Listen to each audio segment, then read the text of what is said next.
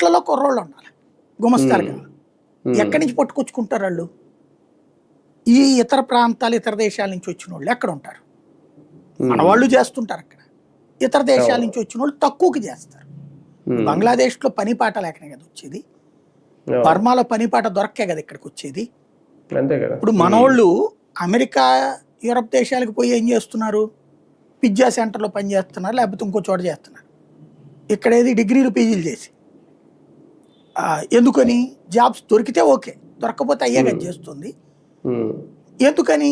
ఇక్కడ అదే పని చేస్తే 10,000 వస్తుంది, అక్కడ ఒక గంటకి $15 $10 వస్తాయి. 5 గంటలు చేస్తే 5 పదులు $50 వస్తాయి. నెలకి 350 $1,500 వస్తాయి. $1,500 ఇంటూ మన ఇండియన్ కరెన్సీలో 89 రూపాయలు 90 రూపాయలు లెక్కేసుకుంటారు. కాబట్టి ఇక్కడ వాళ్ళు అక్కడికి వెళ్ళి చేస్తున్నారు ఎక్కువ కూలికి. బంగ్లాదేశ్ బర్మాలో చేసే వాళ్ళకి ఇక్కడ ఎక్కువ కూలి దొరుకుతుంది వాళ్ళ దేశంలో. ఇక్కడికి వస్తారు, వీళ్ళకి అక్కడికి అవకాశం లేదు అమెరికా యూరప్. అందుకని ఇక్కడికి వచ్చి ఉంటున్నారు వాళ్ళు.